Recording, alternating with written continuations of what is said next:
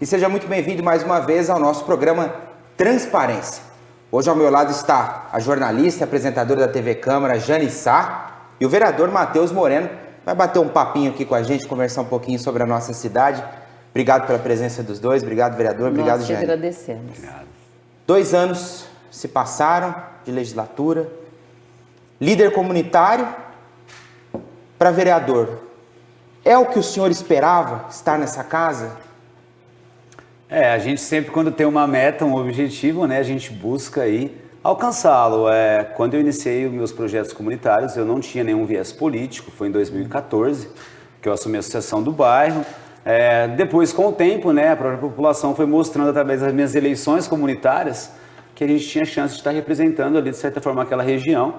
E na primeira eleição, batemos na trave, faltou apenas 16 votos, e agora na segunda tentativa conseguimos, mas depois de um certo tempo, com certeza, a liderança comunitária me deu a visibilidade, através do meu trabalho, de me trazer até aqui, hoje na Câmara Municipal, e estar antigamente como presidente do bairro, hoje como vice-presidente da Câmara. Isso é uma honra e um orgulho muito grande. Jane, por favor. Vereador, essa responsabilidade, quando o senhor fala de um orgulho muito grande, é uma responsabilidade ser aí o vice-presidente de uma Câmara Municipal onde nós temos 750 mil habitantes. O senhor é um vereador atuante, trabalha muito pelo seu bairro, onde é o seu norte ali, né? Mas trabalha para a cidade toda. E eu sei que o vereador é um vereador incansável. Queria que o senhor falasse um pouquinho dessas suas idas nos bairros, desses seus conhecimentos, para que o senhor traga para a nossa comunidade e para Ribeirão Preto de uma forma geral. A gente sempre nunca pode deixar de esquecer as nossas raízes, da onde a gente veio e quem nos trouxe até aqui, que de certa forma foi a minha região, em especial o Jardim São José. Mas hoje, como você mesmo disse, 750 mil pessoas, a gente tende a atender todos que nos procuram. Não somos tão conhecidos como alguns vereadores, já que têm um histórico político, viemos com a campanha mais barata. Em 2 anos agora, o nosso trabalho está começando aí a chegar em todas as pontas de Ribeirão Preto. A gente está à disposição sempre, independente de ser da região ou não. Nosso papel é trabalhar por Ribeirão, mas com um carinho especial, com certeza, para a nossa região.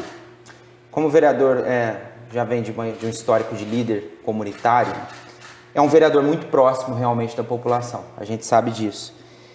Mas essa proximidade também traz algumas questões, como por exemplo, a população muitas vezes não sabe os limites de atuação do vereador, confunde tudo ali, trata o vereador como se fosse, né? Eu vou pedir para o vereador qualquer coisa. E a gente sabe aqui que o vereador tem um limite de atuação. Como é que é esse diálogo com o teu povo ali? Você fez uma excelente observação, Tarla. A informação de como funciona o legislativo e até qual ponto, eu sempre brinco, o vereador pode ir até a página 2, 3, a página 4 e 5 é o executivo. As nossas prerrogativas são simplesmente cobrar, fiscalizar o que o poder público tem que entregar para a população. Isso da melhor forma possível, com efetividade, mas necessariamente nem sempre a gente consegue a execução. Hoje pela manhã vindo para cá, nós temos um problema, se me permite, na Portugal com a Rua Chile, numa casa de tintas, chove, alaga tudo, estoura as tampas. É um trabalho que não tem solução, tem que ser feita uma obra muito, muito grande em relação a isso. E a gente tenta aí, de certa forma, buscar e dar o respaldo para as pessoas, mas realmente é muito delicado. Às vezes a gente pede algumas coisas que a gente não consegue, não temos alçado ou autonomia. E talvez pelo histórico anterior um pouco, algumas coisas ainda não são muito claras. As pessoas acham que a gente vive num modo antigo, que tudo que você fazia conseguia. Não, as coisas mudaram, hoje você trabalha tudo com muita transparência, licitude, e é difícil, mas a gente tenta aí, graças a Deus, consegue explicar para cada um que vem e nos perguntam. Aproveitando o gancho aí do colega Tarlá, antigamente o vereador tinha os olhos, era visto como um despachante, né? Então a população vinha e o vereador fazia um currículo, o vereador fazia uma entrevista, enfim. Hoje não, a população também está mais consciente, né, vereador? Mas o poder de fiscalizar ainda é importante, é necessário. Quando o senhor coloca que hoje o dia está tenso, porque o senhor acabou de vir da rua, entre as ruas onde o senhor coloca, há pouco tempo foi feito um recapeamento ali. Então, como que se faz? Que fiscalização é essa, aonde há pouco tempo foi feita uma grande recapeação ali e hoje não pode chover que alaga tudo? O que o vereador fala aí para a comunidade, para a população? É muito complicado apontar, né? A gente não está aqui para apontar defeitos, mas alguns são nítidos e, é claro, não tem como a gente tampar o sol com a peneira. Eu acho que é uma questão de estudo, Jane. Como você recapeia, de acordo com o que você me passou, se você não fez a tubulação por baixo, que fatalmente vai gerar essas enchentes, o estouro das tampas de lobo, de bueiro. Então, assim, eu acho que gestão, fazer realmente para as posteridades, para os próximos 50, 100 anos, não só agora no seu mandato, fazer algo que realmente perdure. A questão que eu coloquei aqui é uma obra que vai milhões, que aquela região necessita mais de 20, 30 anos e não tem previsão para ser feito isso. Eu acho que numa cidade do tamanho de Ribeirão Preto, com o PIB que tem em Ribeirão Preto, eu acho que tem que ter bastante planejamento e dá sim para fazer as coisas pautadamente, mas que realmente resolvam e tenham ali eficácia e eficiência. E para quem não sabe, o vereador Matheus Moreno é presidente da Comissão de Esporte, Cultura, Recreação, Lazer e Turismo aqui da Câmara. E Turismo, exato. O esporte sofre em Ribeirão Preto, como é que é? Porque a gente observa que durante as comissões, o senhor manda indicação para a prefeitura, volta a resposta, manda ofício, volta, lê no plenário, lê durante as sessões. Como é que é essa relação com a prefeitura e como é que está o desenvolvimento do setor aqui em Ribeirão Preto? O esporte até soa muito, né, uma frase comum que o esporte transforma, né? A gente está à frente dessa comissão. Sou o único vereador novo que preside uma comissão permanente, perdão. Então, assim, a gente tem muita responsabilidade. E o esporte, a cultura, principalmente, nós fizemos um levantamento na rede pública de ensino do acesso às crianças e adolescentes do ensino médio à cultura. É um gráfico gritante do pouco acesso que se tem. Então, na comissão, nosso objetivo é divulgar e fomentar e colocar esses assuntos à tona. Como você colocou, a gente pede, reivindica, cobra a prefeitura, posiciona ele sobre todas as situações. Porém, a devolutiva, às vezes, não é das mais agradáveis e a gente, de certa forma, continua cobrando até que isso seja realizado. Vamos fazer só um gancho, Jair? Claro. Depois, segundo mandato, governo Duarte Nogueira, 2 anos agora do segundo. Qual que é a tua avaliação desse governo, da prefeitura? É muito complicado, né? A gente pontuar um governo que ainda não terminou. Ele praticamente tem 2 anos, né? Falar da gestão de uma outra pessoa é muito delicado. Com certeza, como todas as gestões, existem erros que podem ser corrigidos. Existem acertos, com certeza, muita coisa está sendo feita. E acredito que ao longo do tempo, isso vem aí ser distribuído e tornar uma outra Ribeirão Preto, que é os moldes de alguns planos que a prefeitura tem. A gente faz uma posição de independência na Câmara, o que a gente acha que é bom para o povo a gente vota, o que a gente acha que não, a gente não vota. Mas eu acho que precisa de mais um tempinho ainda para a gente poder avaliar e realmente dar uma posição do governo, mas com certeza algumas coisas poderiam ser melhores, modificadas e com certeza alguns acertos foram feitos também. Entre esses acertos, vereador, a gente pode destacar algumas obras em andamento, como o hospital veterinário, que é uma conquista da população de Ribeirão Preto, né? Onde nós temos uma quantidade enorme de habitantes e não temos aí um hospital de retaguarda para as pessoas que necessitam. Então, esse hospital dos animais aí, eu gostaria que o senhor falasse um pouquinho. Nós já temos, inclusive, um avanço aí. Queria que o senhor comentasse um pouquinho. O hospital veterinário ele é uma causa antiga em Ribeirão Preto, né? Tem, como a gente brinca, diversas pessoas ou diversos pais, mas várias pessoas que realmente se engajaram, não é uma pessoa só, é um conjunto de pessoas buscando o bem comum e aqui ressaltando e exaltando sempre a todos aqueles protetores da causa animal, que eles fazem um trabalho de excelência, um trabalho do poder público, deveria fazer e não faz. A gente aqui faz mais à frente do esporte, mas também somos muito vinculados, tenho meus animais de estimação. Esse hospital vai atender realmente aqueles que mais precisam, porque quando você não tem condições de levar o seu animalzinho para fazer uma consulta, um procedimento que hoje geralmente é muito caro, então eu acredito que isso vai atender muita gente aí, principalmente os pets, com consultas gerais, exames, uma série de aparatos que podem aí trazer uma qualidade de vida não só para o animalzinho, mas também psicologicamente para o seu dono.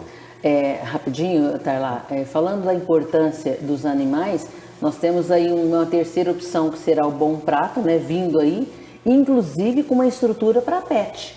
Porque geralmente as pessoas que têm essa necessidade, esses moradores de rua, essas pessoas que não têm essa condição, geralmente ele tem um animalzinho que o acompanha, que fica com ele e que é o seu protetor, né? Diga-se de passagem, muitos protegem aí os seus donos. Então, tamanha importância aí hoje de ter um pet também, voltando aí para falar do Bom Prato, que se Deus quiser teremos um terceiro em Ribeirão Preto, no centro aí. As tratativas caminham para tal, né? E como você bem colocou, hoje em dia o pet é praticamente como um filho, né? Muitas pessoas os têm, eu particularmente também tenho meus cachorros como um filho e os trato da melhor maneira possível. Com certeza para os moradores de rua que vivem aí numa extrema solidão, num extremo descaso, eles às vezes alimentam os próprios cachorros do que eles têm de comer e muita gente que tem condições passa e não põe uma garrafinha d'água ou um pouquinho de água. Então, assim, eu acho que tudo que deve ser feito em hospitais, você vê que diversas consultas, tratamentos já é aceito, já é permitido. A questão dos animais, você vê em diversos vídeos pela internet, animais salvando crianças, de ataques, de uma série de coisas. Então, eu acho assim, tudo que puder ser feito para trazer cada vez mais essa interação do homem e animal, como dizia São Francisco de Assis, você quer saber o coração de um homem, veja como ele trata os animais. Exatamente. Então eu acho que cada vez mais isso vai se tornando mais à tona, vai trazendo a importância que é hoje um pet na vida de qualquer pessoa, seja uma criança ou um idoso que às vezes está sozinho, a um morador de rua ali que praticamente todo dia está só ele e Deus. Ele é o protetorzinho, Exato. né? Parque Retiro Saudoso. Vamos Briga comentar um pouquinho?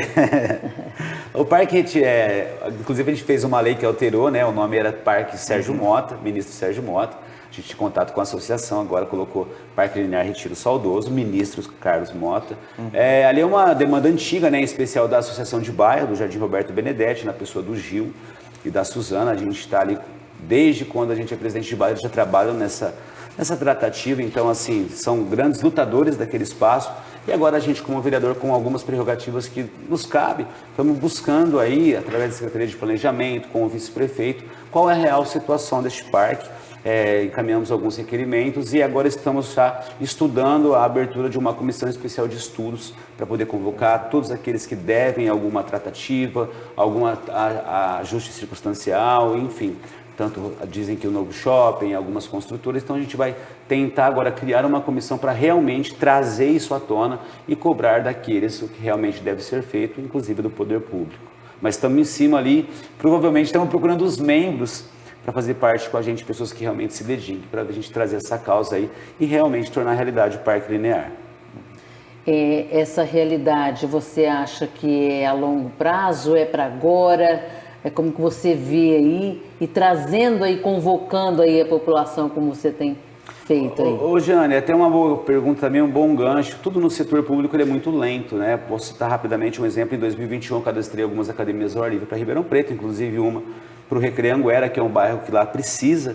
E começou a dar entrada agora no processo de compra em março de 2023, um ano e meio. Aí você fica, gente que mora em bairro, ô Matheus, você prometeu, não cumpriu, era só promessa. Não tem esse entendimento como é que é. E por mais que você explique, quando a pessoa está disposta a ouvir, mas eu acho que isso precisa de um grupo de informações para trazer isso à tona, mas é muito moroso o trâmite. Inclusive eu tenho uma emenda que eu cadastrei em dezembro agora para o Jardim Manuel Pena. Acredito que vai 1 ano e meio, 2 anos para isso começar a se concretizar, desde que eu disponha do projeto. Se tiver que esperar o projeto, vai mais 1 ano. Então, assim, tudo é muito moroso. Então, assim, a gente pretende que o quê? Que o primeiro passo seja dado, que as tratativas sejam feitas, os acordos realmente acertados e toda a contrapartida que essas empresas puderem ou vierem a ter com aquele local sejam aí realmente efetivadas, independente ou não, se estaremos ainda no mandato. Que a gente realmente ponha para andar o negócio. A gente ouve aqui nessa casa, Matheus, já há um bom tempo, alguns vereadores falando sobre o pró-urbano, né? O contrato com a prefeitura, a gente teve recentemente aí um ônibus que pegou fogo, né, da frota, teve uma pane elétrica ali. Qual que é a sua opinião sobre o pró-urbano? A gente vê situações de ônibus também ainda muito sucateados. Como que você vê aí esse contrato? É uma ótima pergunta também, foi motivo de muita discussão e de muitos esclarecimentos, principalmente na base na qual eu venho. Eu votei contra os 17 milhões na pandemia, não achei que aquilo era realmente importante. Nessa dos 77 milhões, a minha votação foi pela visão comunitária. Pelas informações que eu tinha, realmente os ônibus seriam trocados. O meu papel como vereador, eu acredito, é realmente tentar dar qualidade de vida à população.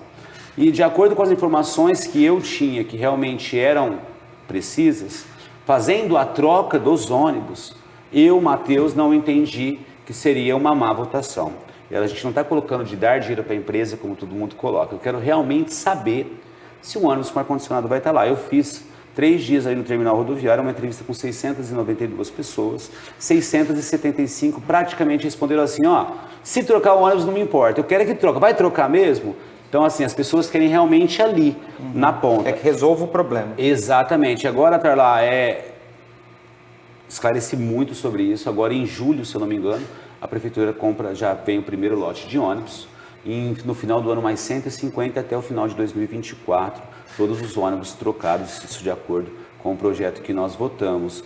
Então assim, a gente acredita muito que colocando um ônibus de verdade, isso se amenize, porque o meu interesse realmente é do pessoal da minha região, do pessoal de Ribeirão. A minha mãe pega o transporte coletivo, 1h da tarde, ela trabalha na parte da tarde, a parte da manhã ela sai 1h mais ou menos. Então assim, que de repente eu olho e minha mãe está com ar-condicionado, que o pessoal lá do Recreio Anguera, que são comunidades, o ônibus passa com ar-condicionado, porque se realmente chegar um ônibus com ar-condicionado, a minha votação vai ter valido a pena, porque as coisas vão acontecendo na política e no município, pelo menos alguma coisa que realmente atenda, aponta aquele que usa o transporte público. A gente se basou nessas entrevistas que nós fizemos e acreditando realmente que toda a parte agora que cabe à prefeitura e à empresa seja cumprida. Inclusive, se eu não me engano, nessas primeiras remessas aí, acredito que vá algum ônibus lá para a nossa região também. E vamos trabalhar em prol que realmente as coisas se efetivem e que cheguem lá na ponta. Legal. Quando o senhor fala desses aportes de 77 milhões, de 17 milhões, é importante falarmos que a população também paga por esse transporte, né? A população não deixou de pagar, então houve todo um tratamento aí de pandemia, de pós-pandemia, mas entre essa situação que a população não deixou de pagar também, é uma questão que o vereador sempre colocou, né? Sempre teve essas dúvidas. Quanto antes o senhor falava, olha, mas como é que a população não deixou de pagar? Se eu deixo de pagar um tributo, eu não vou ser ressarcido porque eu fui dispensado do serviço, ou dispensado, perdão, do serviço. Então, assim, o senhor falou muito isso, né, em plenário e também. tem um outro detalhe, Jane, a gente não está aqui para fazer defesa de empresa nenhuma, não conheço os donos, não tenho, graças a Deus, vinculação nenhuma, mas uma coisa é fato, isso foi filmado por alguns assessores meus. Na pandemia você não via ninguém nos ônibus. Uma coisa é fato, a minha mãe trabalha no HC, do Jardim São José ao HC, um Uber cobra dela, dependendo do dia, R$ 9,80, R$ 9,60 até R$ 11. O senhor está sendo generoso, hein? Não, mas dependendo do horário e do dia, tem dia que ela paga um pouquinho mais caro, 11, 12, mas não passa de 13, a não ser em horários de pico. Mas de maneira geral, de 10 a 11 reais. Hoje, a pergunta que eu lhe faço, você paga R$ 5,00, R$ 5,50 numa passagem do transporte coletivo, ou prefere, eu sei que tem gente que não tem condições, mas nesta ótica, ou você prefere pagar 11 num carro com ar-condicionado que vai te deixar na porta sem ninguém. Então, assim... Sem risco nenhum, né, vereador? Com certeza, os aplicativos mudaram o transporte público. A pandemia, de certa forma, muita gente deixou de utilizar também o transporte público. Não estamos fazendo em defesa, são realidades e que têm que ser colocadas na ponta do lápis, eu não digo nem em termos financeiros, mas de acontecimentos. Então, esse balanceamento, como empresário, ele tem que buscar isso. Mas a pandemia foi um caso muito isolado que criou todo... Deixou com o mundo, né? Exatamente, com tudo. Então, é difícil você ter uma ótica precisa sobre um acontecimento que foi inesperado e a nível mundial. Mas eu acredito que as pessoas agora vão ter aí um transporte público de melhor qualidade. Também abril, maio, junho, daqui uns 3 meses já dizem que sai a primeira remessa, igual a gente fala, a primeira fornada, final do ano mais 150 e até ao longo de 2024 todas as linhas de ônibus trocadas de acordo com o projeto. Se não for cumprida, desculpe, se não for cumprida a gente com certeza vai cobrar, porque o meu dedo na votação está lá. Bacana. A comissão a qual a gente comentou agora há pouco, a qual o senhor preside, que é de esporte, cultura, É muito interessante a gente analisar como que o Brasil trata a questão da cultura, né? Não é só Ribeirão Preto. Os secretários de cultura, historicamente em Ribeirão Preto, reclamam do repasse que é feito para a pasta. Por que no Brasil ainda a cultura é tratada de uma forma tão pejorativa pelos governos, Matheus? Eu acho que aí entra o princípio fundamental, que é o seu nacionalismo, né? Você tem que amar aonde você nasceu, amar a sua pátria, amar tudo que é cultura, né? Cultura é tudo que um povo cria, uma determinada cultura, um determinado povo. Então, assim, eu acho que o Brasil, ele, a nível mundial, nós temos muito para mostrar, muito para oferecer. Porém, infelizmente, eu acho que às vezes a gente não pode generalizar, mas falta às vezes sentir um pouquinho no coração, e é aquela questão, pô, é o meu país, é a minha cidade, é as pessoas, igual essa pesquisa que a gente fez de acesso à cultura na rede pública, vou te dar um exemplo, 1.800 crianças, 300 apenas foram no Pedro II. É uma história, né, vereador, que é preciso levar essas crianças, trazê-las para essa cultura, para fomentar um pouquinho mais. E mostrar, né, o que se tem hoje também disponível. Eu quero aqui fazer uma parte. Bibliotecas maravilhosas. Sim, que nós temos. Você pega o Tim Arantes, né? Uma coisa linda. E hoje, assim, o Tarlá, a gente está esperançoso, como eu disse, eu não faço parte do governo, porém conheço o novo secretário que veio assumindo. Espetacular. Pedro Leão, uma pessoa fantástica, que tem um viés emocional, emotivo, de coração com a causa da cultura, seja ela nas suas maiores... Artista, né? É um artista, nas suas maiores manifestações. Então a gente acredita que aos poucos a política vai mudando, os espaços vão sendo ocupados por pessoas que militam e vivem a sua causa. Esse é um exemplo vivo de um artista a vida inteira, e vai trazendo aí benefícios e melhoras, tanto para todas as áreas, cultura, esporte, lazer, turismo. E o objetivo da nossa comissão é realmente fomentar e discutir e trazer isso à tona para a sociedade aí, de tudo que acontece, tudo que há para as pessoas poderem usufruir também. Perdão, quem tiver sugestão pode procurar o gabinete aqui? Toda hora. Falar disso? Quem quiser propor um projeto aqui, falar... Graças a Deus, Tarlá, a gente recebe muita gente, todo dia a gente tem uma agenda aqui. O nosso objetivo aqui é de abrir aqui para o povo. Eu particularmente vim na Câmara 2 vezes antes de ser vereador, mas vindo, sabe, bem próximo antes da eleição, só para me conhecer, não conhecia. Hoje a gente tem a opção aí de trazer várias escolas, junto com a Dani, que faz um trabalho fantástico pela Câmara na Escola. Então, assim, o gabinete está aberto, é o gabinete 16, o nosso zap, não sei se pode passar, é o 92000812. Uma coisa é certa, a gente vai te responder praticamente na hora, e a gente vai até o final para tentar te ajudar no que é possível e que nos cabe. Vereador, vamos falar rapidamente do terceiro setor. É um trabalho que o vereador também tem uma conquista e uma luta muito grande, né? Queria que o senhor falasse um pouquinho, explanasse um pouquinho esse assunto que é de extrema importância, né? Que é o terceiro setor. O terceiro setor, infelizmente, aí, foi visto há algum tempo com maus olhos, né? Muita gente acha que ONG é uma coisa que não funciona, que tem maracutaia. Eu falo português, claro, aqui, que infelizmente eu ouço muito disso na rua. Mas eu venho de liderança comunitária, acompanho diversas entidades do terceiro setor que fazem um trabalho louvável, exemplar, lícito e legal dentro de Ribeirão Preto. E é igual esse tripé da Câmara, né? Ele é um tripé da sociedade na qual o poder público não atinge, não atende, ou às vezes nem sabe que existe determinada situação. Nós acompanhamos no nosso mandato diversas entidades, temos um trabalho muito forte de assessoria a essas entidades, com o que nos é colocado, com o que nos é possibilitado de orientação para que eles se formalizem, para que eles possam fazer um trabalho junto à prefeitura. Então, graças a Deus, hoje conseguimos algumas emendas para algumas entidades, uma inclusive com mulheres moradoras de rua, que não vou me recordar o nome agora, mas é do Ricardo. A gente conseguiu lá no Mudando Vidas, projeto Mudando Vidas. A gente tem uma série de parceiros que nos ajudam às vezes em atividades. Então, assim, o terceiro setor é fundamental, e a gente inclusive teve um projeto de lei. Hoje, se você tem uma ONG, você poderia publicar os balancetes diários, mensais, para você poder aí concorrer, né, a algum subsídio. Só que era gratuito. A prefeitura, a CODERP mudou, começou a cobrar.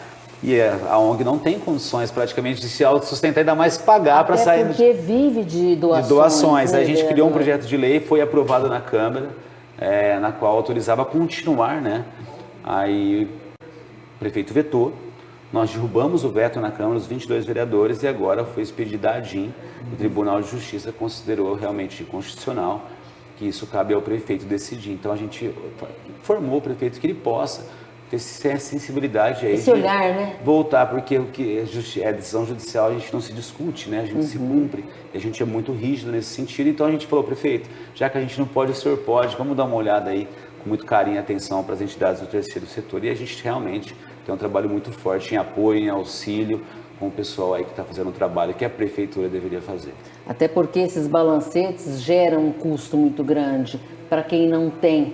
Essa despesa é uma despesa que eles recebem donativos, alimentos. Bazar com roupa a R$1. Então em torno de 300, difícil, 330, né? 350 mais ou menos. E publicar um balancete é muito mais caro. Então, exatamente. A gente tem que entender isso, né? Esse olhar, tomara que o prefeito tenha. E essa das leis que eu realizei, que eu consegui emplacar na Câmara, eu acredito que foi infelizmente foi vetada, mas foi a que mais realmente prazerosa, assim, humanamente, sabe, perante Deus, que eu realmente fiz algo por aqueles que tentam fazer algo também, mas infelizmente nós temos várias. Mas a gente lutou até o final, a gente perdeu a batalha e não a guerra, né? A gente vai continuar. Ainda é possível, né? Exatamente. Lógico. O futuro a Deus pertence, né? É verdade.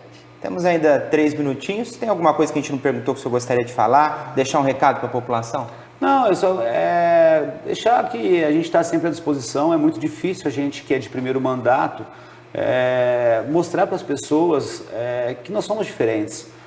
Às vezes, algumas posições tomadas criam aí algum conflito, algum desentendimento. A gente tem a obrigação e o papel, e a gente sempre faz isso de esclarecer. Mas não é fácil na vereança, para um vereador novo de primeiro mandato.